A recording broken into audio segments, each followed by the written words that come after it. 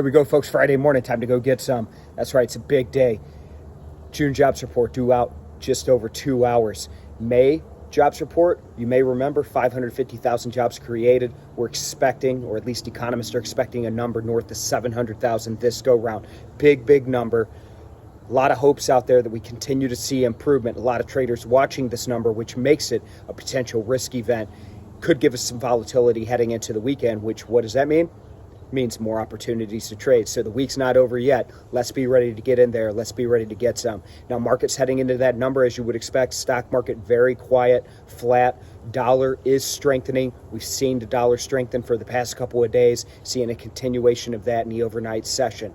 Now, speaking of the holiday, it is the 4th of July weekend coming up. Observation of the 4th is going to be on Monday. Most major stock markets are closed with the exception of, that's right, Nadex. We will be open for business. We open up Sunday evening per usual, and we'll be open up until 11 a.m. Eastern Time Monday, with trading in all of our FX contracts only.